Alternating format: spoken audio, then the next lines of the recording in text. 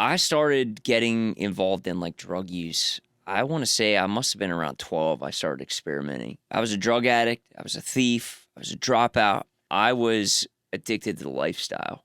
But once I started, I couldn't stop. Hey, everybody. Allan and Travis here. Welcome to the Story Tour podcast. Yeah, guys, our heart is to give people hope no matter what they're facing in life. And we believe one of the things that can encourage someone the most is hearing a story. Come on. You're listening to the Story Tour podcast.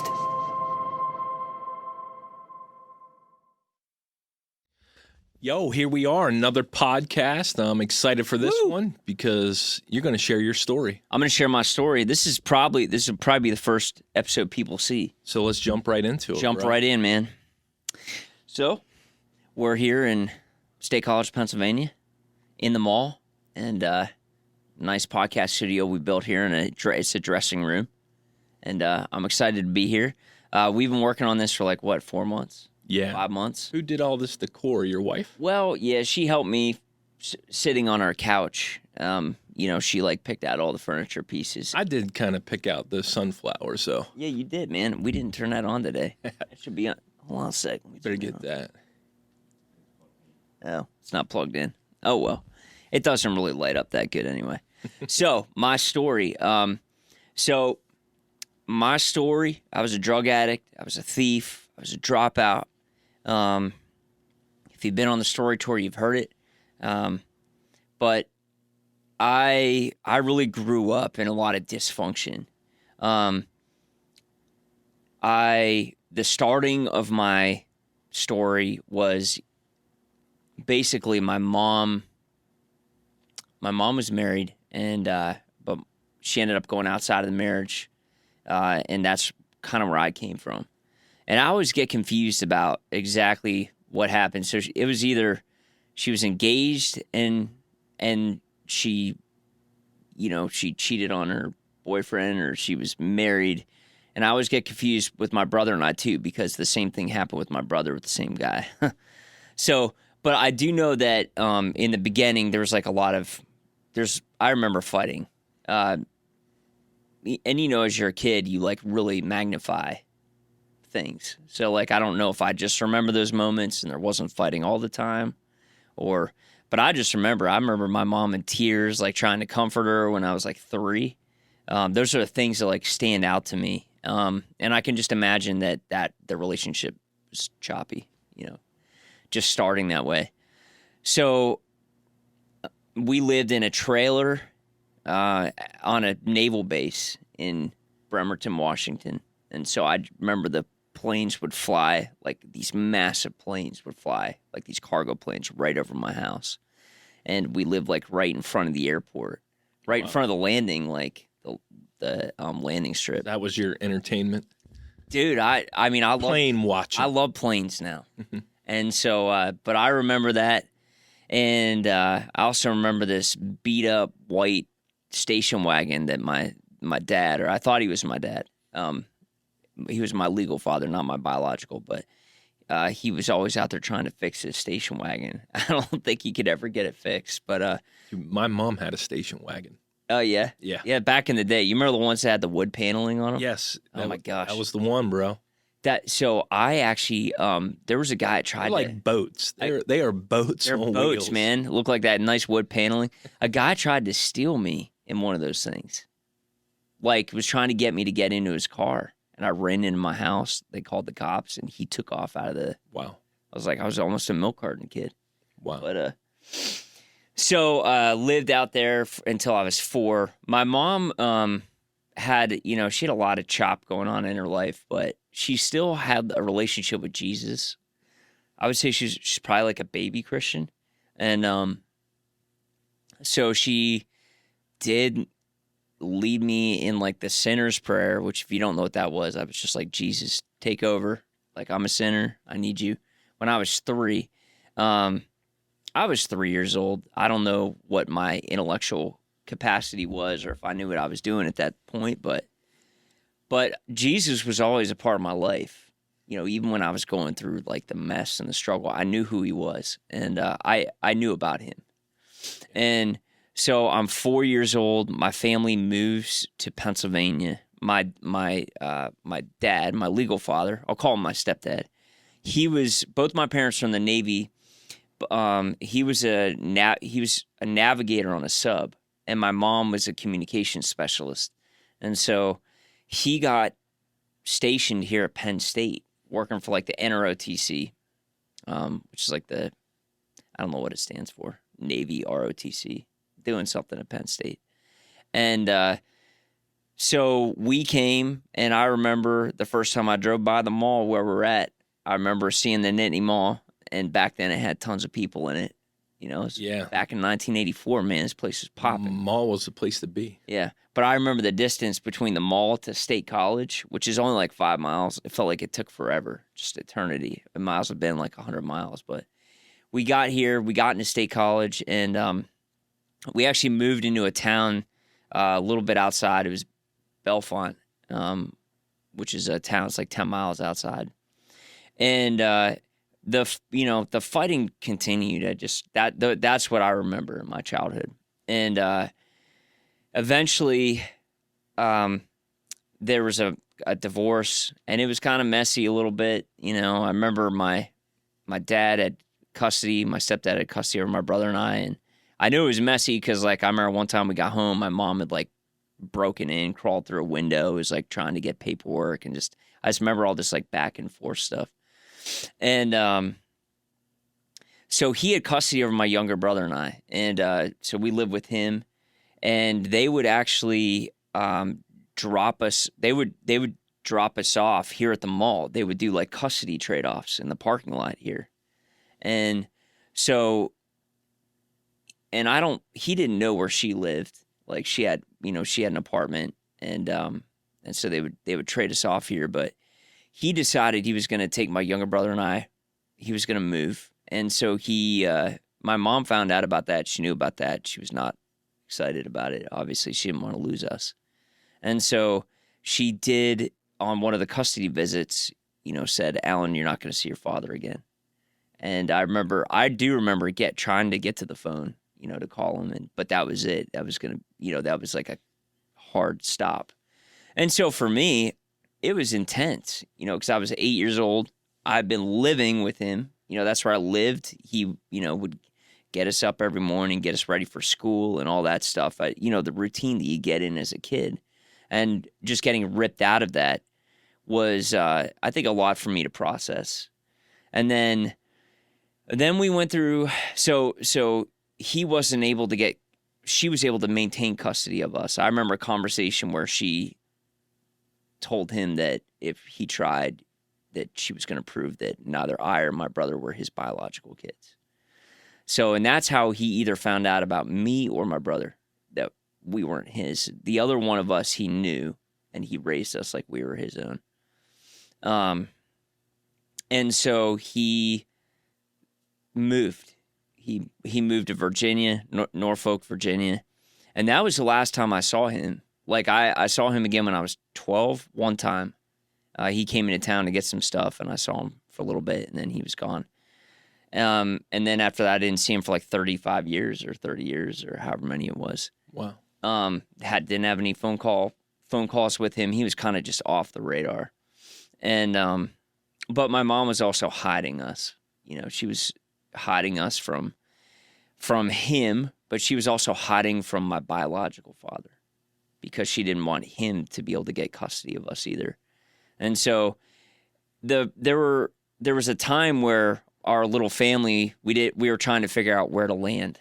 My mom was trying to figure things out, and she worked hard as a single mom, like trying to figure it out.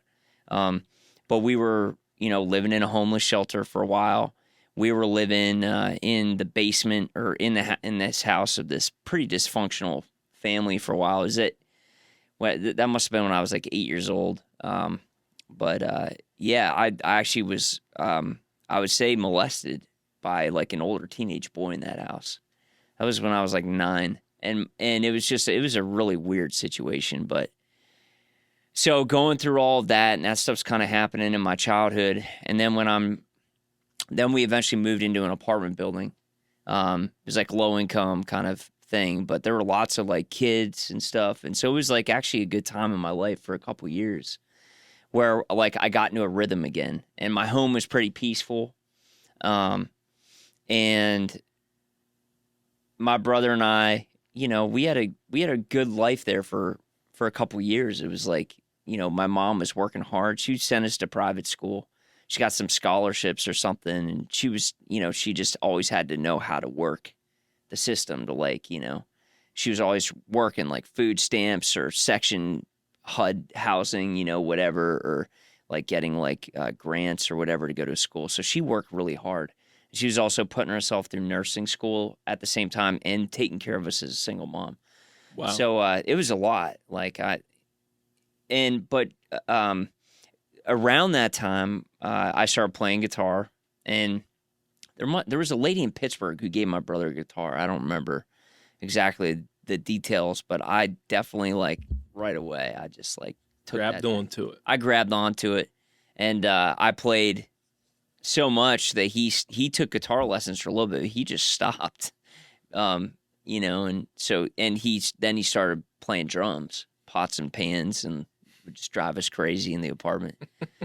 But so and right away I had a massive connection with like I knew I wanted to be a musician. Like I just knew it, and like I used to like get these magazines, Christian music magazines in the mail. My mom got the subscription, and I would spend so much time in front of the mirror trying to get my hair to look like the artist. And she said, Alan, we need to go back and show some pics of your old hairstyles. Oh yeah, that's not going to happen. But she was like, I'm going to stop getting these magazines if you don't stop, you know, if you don't stop that stuff. Cause I would half a bottle of hairspray like Connor. Connor's a fan of the hairspray. Connor's recording this right now. He's back there. Everyone say hi, Connor. Connor's the bass guy. So, but yeah, so, and I started like getting interested in like God around that time. Like I started like doing like devotions in the morning, and I was like starting to pick up some like momentum, like in my relationship with God. So your private school was a Christian school? It was a Christian school, and it was super like, it was pretty legalistic, that school I was going to. It was like Southern Baptist, very like, but there were some good things about it. But there was just momentum in my like personal life. Like my mom was very intentional about like what she left her, like, you know, comic books around the house were like comic books about like Bible stories and like that were made to like look like Marvel comics or something, you know? So it was like, but I started to like, you know, show interest in that sort of thing. But my mom, she, you know, it's hard as a single mom.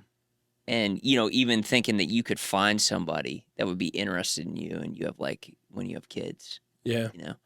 So there were a couple guys that came in and out of our house around that time. And then eventually she started seeing this guy, and they were just a weird match, like from the beginning. But the second they got married, like he showed interest in us. And I think that was like what attracted her to him. That was probably like one of the few things, honestly. And but as soon as they got married, it was like it was really bad. Like I remember the first day they came back from their honeymoon, and our whole family was like melting down. It was just like, and that was just like, you know, my brother and I are crying, and he's like being super angry about everything, and it was just like it was a signpost of what was going to happen, you know. And so it was emotionally abusive right away. And I think he felt like he had to come in and like straighten us out, my brother and I out or something, or he didn't know what to do. He was in his 40s when they got married. He had never been married before. And now he's like, all of a sudden, you know, he's married to this woman with these 2 kids. Yeah. Just like, bam, 0 to 100. And so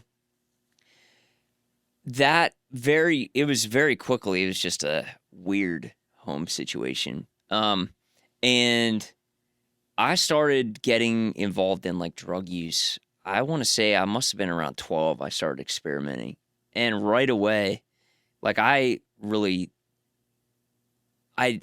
struggled with confidence. Like I remember, getting made fun of or picked on, like very early age. And, I probably wore that insecurity on the outside. And other kids just picked up on it. But, and there was also some rejection stuff, like, why did my dad leave me? Or like, just this stuff that was going on. And so, but when I got high, when I drank or smoked weed, those are the first things that I did. It was like, oh, dang. Like, take the insecurities away. It was all gone, man. And I really became like, I became pretty manic, like when I would use, like when I would drink. And, but I also became like the life of the party. Like I became super confident. It was like the opposite of who I was in real life. You know what I mean? Yeah. And so, I very quickly became a drug user, like very quick. Like I was going to a Christian school and like dropping acid and like, just like everything, like right there. And eventually, like I was in that Christian school using more and more. And then I just got so rebellious that I ended up in this big court case. There was like a paramedic. He was like buying us alcohol and shooting me and my friend up with Valium. I think he was trying to take advantage of us, because we were like 13 or something. Wow. And it turned to this big court case, and I was already out of control in the school, like very out of control. And so they expelled me, and which I deserved. I didn't want to be there anyway. But so this is like probably around 10th grade. And 10th grade, I have to be homeschooled for the rest of the year, and then I'm going into the public school system. And I remember deciding, I had such a low self-esteem, but I would front, by being the funny guy or being like trying to be the cool guy. But I was scared to death. So as like your addiction's kind of like progressing, I'm just curious, did the guitar get put down? Oh yeah. Yeah, so like it didn't happen right at this point, but eventually I'd sold everything that I had. Like I even sold, like I was dating this girl, I sold her stuff, like music equipment and stuff like that, like pawned it, and then I wouldn't play at all. Like I wouldn't do anything. It just died.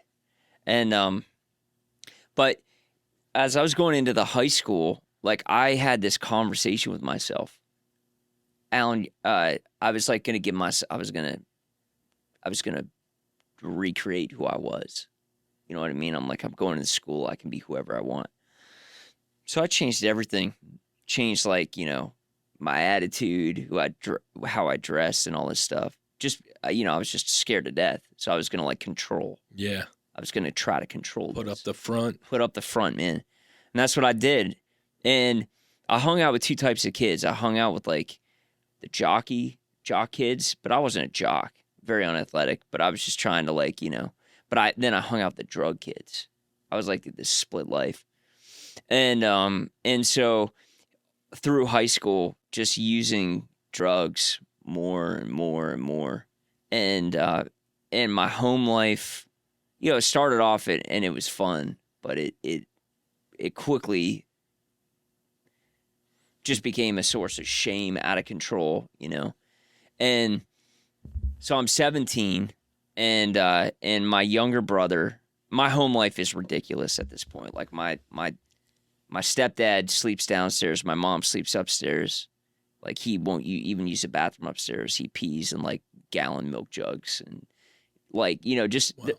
My mom would need to buy groceries, and he would like hide money in the house and make her go around and try to find it. It's just like this really degrading, like sick stuff. It's weird. And my brother, and I was really bad. I was bad to him. I was stealing from him. Not my brother, but my stepdad. It was going all directions. He was dysfunctional. We were super dysfunctional. So, and an addict steals, and that's what I would do, just steal. And by the time I'm 17, my home life is just like, it's out of control. The cops have been in my house. My brother's dealing drugs at the high school. He was like in 10th grade dealing acid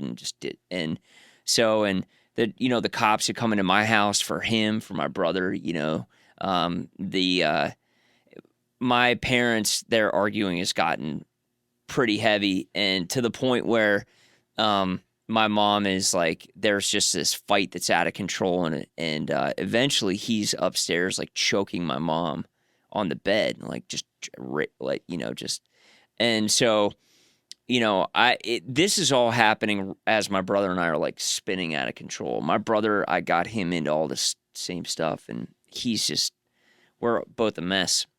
So my stepdad gets arrested. He's taken out of the house.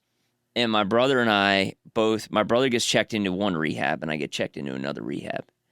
And I was pretty callous, like, going to this rehab. I don't even know why I was there. I wasn't court ordered, but somehow, like, I was there. But I wasn't, like, ready to change at all. And so, I left. I stayed for 28 days, but after 28 days, I was like, screw this, I'm out of here. And so, like, I called my girlfriend, this girl that I had been dating for like a year, and she, I left the rehab, and I got out, and I was like, I'm gonna manage this, and like I had problems with like all the friends that I had all of my friends were drug dealers. Like they were kind of like hippie drug dealers, like dealing like, Special K and just all kinds of stuff. And that was just like who I'd put myself around. And so like I'd continued just kind of in those relationships. And so I got out of rehab, and I was like, well, I'm not gonna change anything about what I'm doing, like any of the places that I'm going or even where I'm living. I was living with drug dealers for a while. And so but I said, I'm just going to stop using like that stuff, but I can smoke weed and I can drink, because I definitely had a drinking problem. That was like the gateway for me. Yeah. It's just like, so, and so I got out for a while, and maybe it was a month or something, where I was like, thought I was managing this whole thing. But then I started to, I just started to use again, and I was a trash can drug user. And what I mean by that is like, I wasn't like addicted to like heroin. Like I wasn't going to go through withdrawal if I stopped. I was addicted to the lifestyle, but once I started, I couldn't stop. Like I would routinely, I was using, multiple drugs, drinking, and then just like binging on just whatever. And whatever I could get my hands on. And, I stole a lot to support my habit, and I didn't just steal. Like I was addicted to any kind of high I could get. So I was breaking into cars. I was breaking into people's houses, breaking into apartments. This is happening daily. Like I was doing this on every single night. And, and then I would get the money that I would want or that I would need to use. So the whole lifestyle becomes a part of it. Addiction. It was all about addiction. And then, I went through several I was like a chameleon. So like I would be around different people and like front completely differently. Yeah, when you were talking about your like high school, I was feeling that I could fit in with the jocks, but also the drug group, and I definitely had the chameleon behavior. Yeah, it's like you'll fit in wherever to get what you want. Yeah, exactly. It was just it was all chameleon all the time. Like I don't even think I had a real side. That was deep inside me, and I think for a while, like you do things for a while. And then eventually you become what you do. It's like, who even am I? Like, I'm just a chameleon. Now that's what I am. Yeah. And so and this whole time, like the whole time I was living this life, very promiscuous, like had an STD. Eventually it was like, even when I got sober, I was scared to even get checked for STDs because I was like, I certainly have to have AIDS. You know what I mean? That was my fear the whole time I was using. I was like, I got to be HIV positive, but I wouldn't go get checked. Like I didn't get checked until I was like, I knew I obviously had an STD and I had to get it taken care of at one point, but like I didn't get checked until like I was like a couple months into sobriety.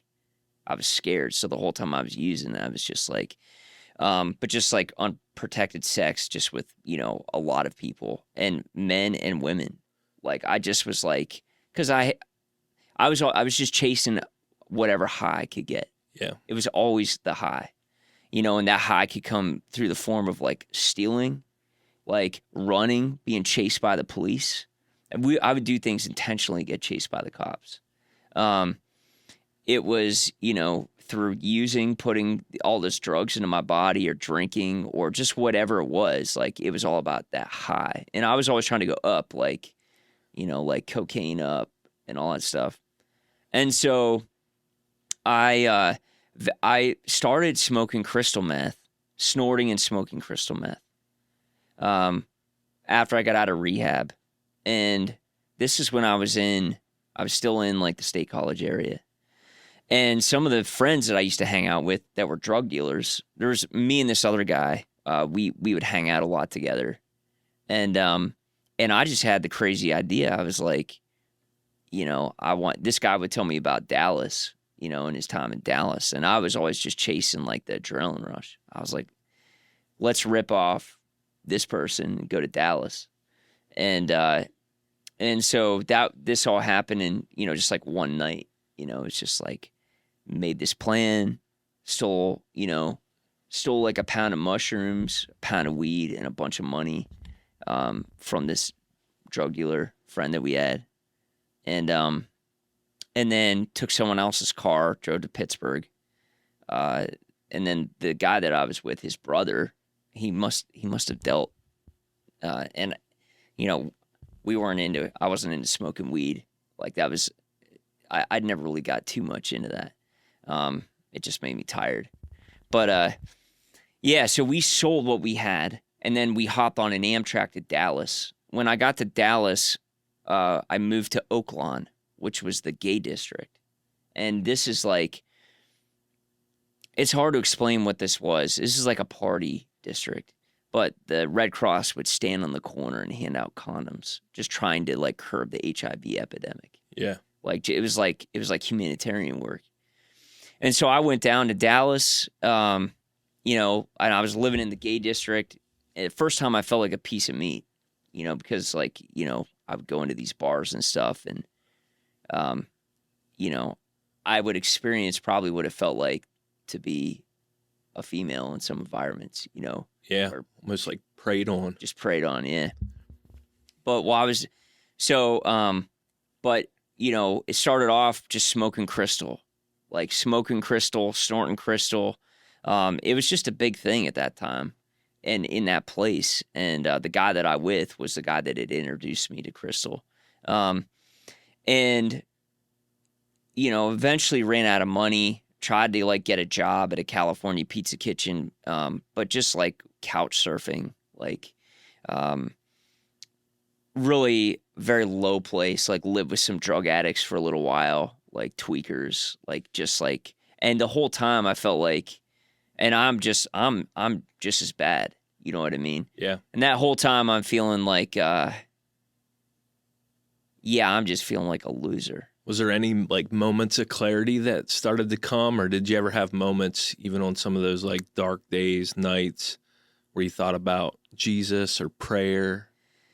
I can't remember that. I always had this feeling inside where I knew that Jesus was real.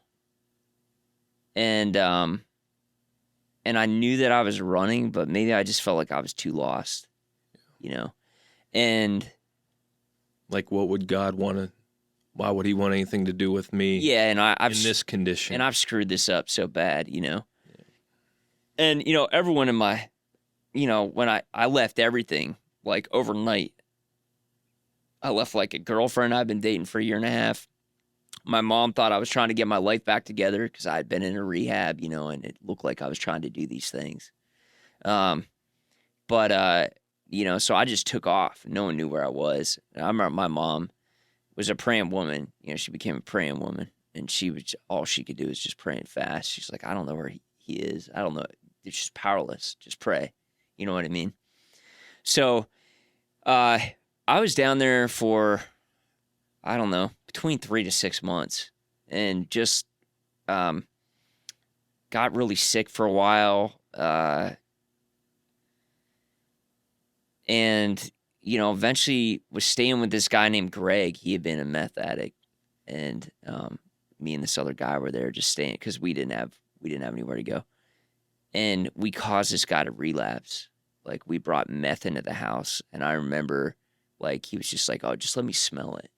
And he smelled it and his nose started bleeding right away. It was just like his body's response, And I just remember, like, we were doing meth that night, and him just like, he was like the treasurer of his NA group and everything. Wow. And just like how quick, it was just like he was right there with us, like right back where he would have been, you know what I mean? And I don't even know what happened to him, But eventually, I don't know how I got the money to come back. I either borrowed it from Greg or I stole it from his NA group.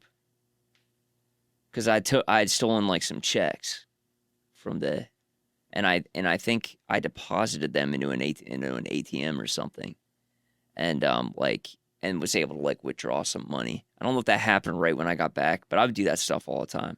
And but I got an Amtrak. I got a train back to Pennsylvania, and I actually back to Pittsburgh. And I decided I was going to live in Pittsburgh for a little bit, but eventually just came back to State College. And decided that, I was going to try to get my life cleaned up. So I went back and I lived in my mom's house for a little bit. And then I had dropped out of high school, but I got into Penn State, like on some special program. And I started going over the summer.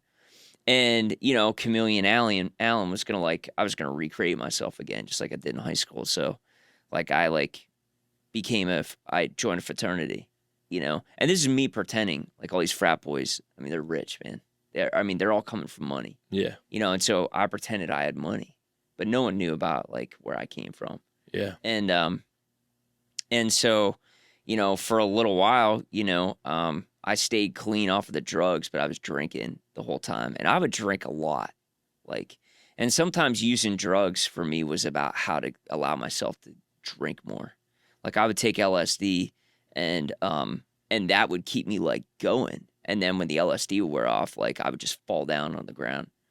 And so like the drinking was still like causing tons of chaos in my life. And I started to go to Penn State, join this fraternity, and eventually, like, in the fraternity, started using drugs.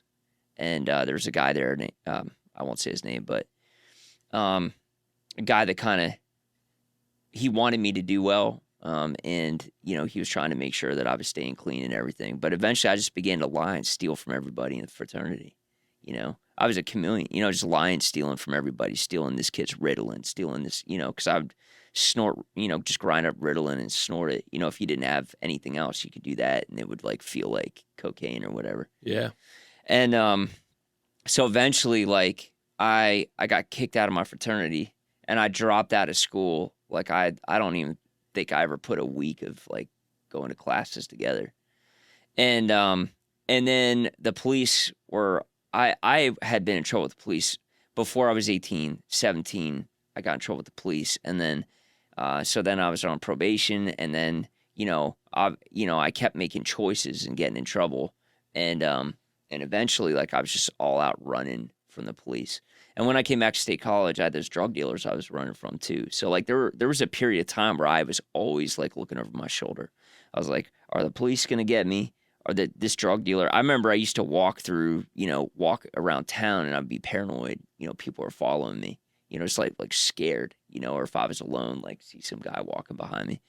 So I was just kind of living in that like cycle. And eventually, the low point for me was when it was the summer that I turned 21, and I just, I dropped out of everything in low places. I had sabotaged all the relationships in my life. Like, I couldn't be the chameleon anymore because I had ripped off everybody, stolen from everybody. The gig was up. The gig was up, man. Everyone knew. You know what I mean? And so that was the point where I eventually, summer I was 21, you know, I was over at a guy named Christian's house. He was a friend of mine. And for some reason I was hanging out over there, and I was definitely least drunk, you know, and I was in his basement, but I hit my knees real quick. Made sure no one saw me. I was like, God help me. And I got up because I always knew he was there. I always knew he was real, and I knew I was running. And so I continued to party, like, just like I just kept going. And then I was at some other party somewhere, you know, it was ironically, it was coming out of a basement. And I don't know if I had an open container or what the deal was, but like the cops chased me and they got me. And so I was arrested. And you know, I went into I remember I went before the district magistrate. It was like 1 a.m. And I was like, just give me another chance. Just give me a chance. He's like, brother, you've had all the chances you're going to get. And so I got locked up. And I remember the first meal I had, it was veal parmesan. I was hungover, and it was so good. Everything after that went downhill. I got locked up and I was released, but I was on probation. So then I had to show up for this class the following day, or like the Monday, and like I was like, I'm gonna get locked up, you know. So I went down there, and there they all were, you know, cuff me and take me up. So I remember I got locked up, and I remember that it was I know it was day 19, and you know, like, I don't know how I know that, but I've gone back to like the earliest form of my story. So initially when you got like locked up, were you thinking maybe God's at work? Was that hitting you at all? It wasn't hitting me yet. I was a ball of anxiety, man. Like, I had such a desire to like play music. Like, I could sense the call of God in my life the whole time. So the loss for me was all through my addiction was like, you're never going to be what God's called you to be. Like, that was always the tape that was going through my head.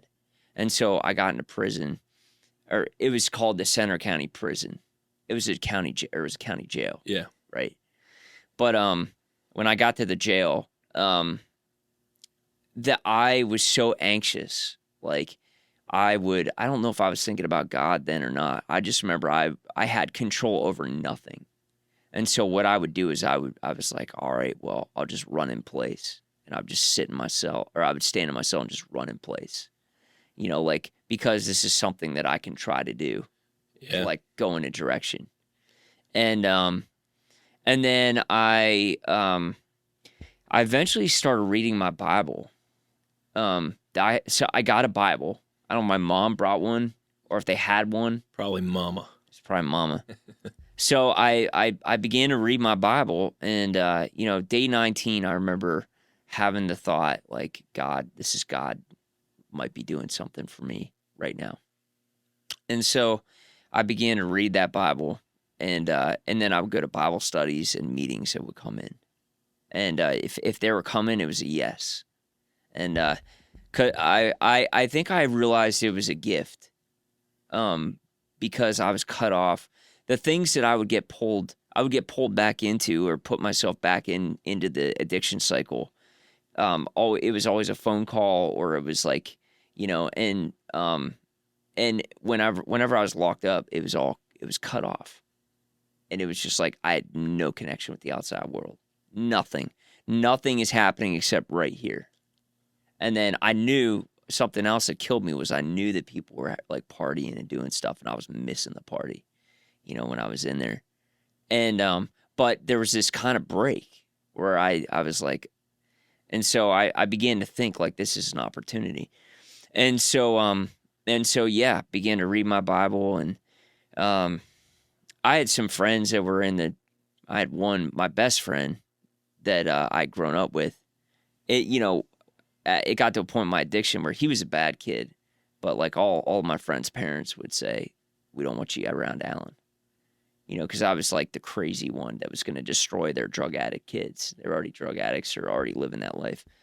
And my one friend, they called him NASCAR Bob in prison because we had taken a lot of LSD and hallucinogenics, but he had taken so many.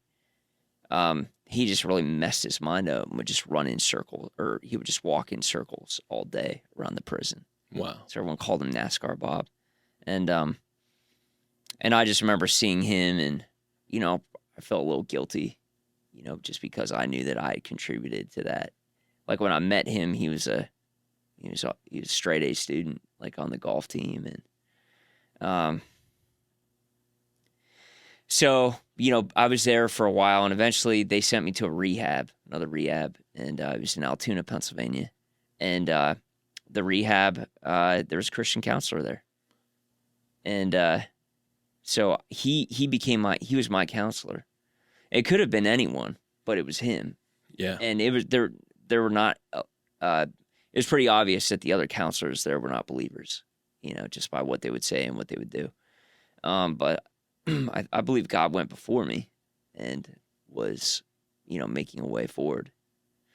And so this guy, in addition to like meeting with me and working with me one-on-one, he would take guys down to his church, van loads of guys. And I believe he was a missionary. He had also been a drug addict. And it was a Methodist church, but Holy Spirit really, God really spoke to me. And I don't know what denomination you are watching this, but we all believe God speaks to us. We all believe God can speak, And he spoke loudly to me. It was a very, emotional experience. I was crying. Me and another kid together both really sensed God. And so, I did feel God begin to work on the inside of me at that point. There were so many feelings and things. You're such a mess in early recovery. And emotionally, and I just journaled a lot and didn't know really what was going on. And then I asked them for more time at the end of my stay at the rehab, and they got me another 10 or 15 days. And then I got out of rehab, and I knew I had to go to. They had told me, you got to go to some sort of meetings, get a sponsor. So that I remember it was a Monday night, and so that was October 28th. And I was in rehab of 2001. I was in rehab until, I want to say January. I went through the holidays in rehab. And then I got out of rehab, and I went to a meeting on a Monday night. And it was a weird meeting. They would turn all the lights off, and it was like candlelight. But it was cool. I have good memories of it now. Yeah. And it was called. At first, you were like, what did I get into? What is this, man? And I said, I'm Allan. I'm new. I just got out of rehab. They told me I need a sponsor. And so that's what I asked for. And this guy named Brian came up to me. And for the next 5 years, he was my sponsor. And took me through the steps several times. And God began to put my life back together. I got plugged into a church. I met my wife at an AA meeting. My wife was a drug addict. And she was sober a year longer than me. And we met. She didn't know the Lord yet. And so she came to see my band play at a little coffee shop. This is like a year and a half into my sobriety, or a year. And my mom led her to the Lord in the back of the room. We weren't dating or anything. This is the first time we had ever hung out. She was at a coffee shop with my brother and another guy and me. And my mom saw her in the back of the room. And I don't know if she saw her and thought, this danger. Got to get her to Jesus. Yeah. But she's going to get around my boy. But she was ready. My wife, by that time, God had been prepping her. And so she was it was just boom. It just happened right there. And then my bass player, not this one that's twice as old as he is, or maybe 3 times, he invited her to church, right there. She came to church. So she came to church. So I was like, dang. So, but my wife and I both had messed up family lives, just a lot of chaos and stuff. But we got married in 2006. So, and we both have similar pasts. Both were hyper promiscuous before we got married, before we got sober. But then we didn't sleep with each other, or from the time we met to the time we got married. So God like really redeemed that. And like that was something else he had done. Like I had been like very like out there, like put my I had no self-value. It was all about like the next thing. Yeah. And so like, from the time I got sober, God got a hold of me. He like redeemed that. I went through a period of not like, I didn't sleep with anybody. So like God kind of made that new again. You know what I mean? And yeah, so my wife and I have been married now since 2006. So it's almost 19 years, man. It's a lot. I feel old now. That's incredible. I know. And I have a daughter. Getting old.